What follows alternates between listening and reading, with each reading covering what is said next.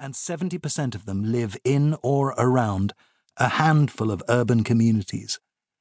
This leaves most of this long, spoon-shaped country very sparsely populated, and there is certainly plenty of the great outdoors to satisfy the national passion for fresh air and freedom. And what of the Norwegian people? The blonde, blue-eyed Nordic majority and the short, dark Sami of the north. We might be surprised to find that the fair-haired descendants of marauding Vikings are a mild-mannered, modest people who have quietly created a wealthy nation and a society with highly civilized values. Too small to be a major player in world affairs, Norway is a land that knows its own mind and is happy to work behind the scenes to broker peace and influence others by the example of its fairness and generosity. Geography. With Russia and Finland as its northern neighbours in the Arctic Circle, Norway shares a 1,600-kilometre eastern border with Sweden to form the long, thin landmass, in places 8 kilometres wide, of the Scandinavian peninsula that juts down toward Denmark in the south. But it is the west coast that gives Norway its character.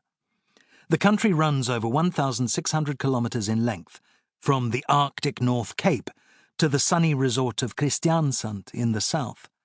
But the jagged indentations of its west coast fjords, the remote Svalbard, Spitsbergen archipelago, 640 kilometres north of the mainland, and numerous small islands give it a coastline of over 21,900 kilometres. No wonder the sea has played such a large part in Norwegian life over the centuries. From Viking exploration, to fishing and shipbuilding, to the messing about in boats of today's leisure and tourism. Occupying a total of 386,958 square kilometres, Norway is Europe's sixth largest country in terms of its landmass. However, statistics such as 1/3 of the land inside the Arctic Circle and 2/3 mountainous mean that only a small percentage of land is suitable for productive agriculture or forestry, much of that in the south and west. Inland farms grew up in remote valleys, and as a result, isolation has been a major feature of Norwegian life over the centuries. In a country divided by a backbone of mountains and fjords, transportation and communication have traditionally presented problems that the 21st century is beginning to solve. Nevertheless, large areas, particularly in the north and east, are unpopulated, leaving Norway to rank only 28th in Europe in terms of population. Climate. Many expect the climate of a country sharing the same latitude as Alaska, Siberia, and Greenland to be harsh and cold. This is undoubtedly a true picture in some areas of Norway, at some times, but considering the country's extreme northern position, its climate is surprisingly mild and varied. This is largely due to the warm and steady current of the Gulf Stream off its west coast, which means that even areas inside the Arctic Circle enjoy winter temperatures well above those normally expected at a similar latitude. The amount of sunlight received during the year also varies.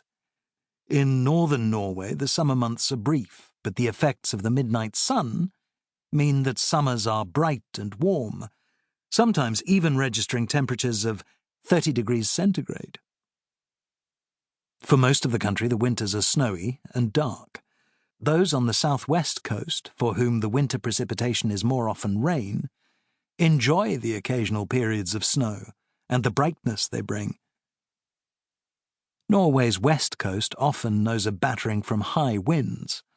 Rainfall of up to 2,032 millimetres is found annually here, along with cool summers and mild winters. Bergen residents experience over 200 rainy days per year.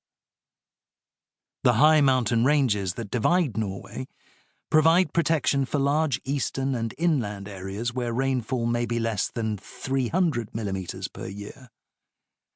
Although winters are cold,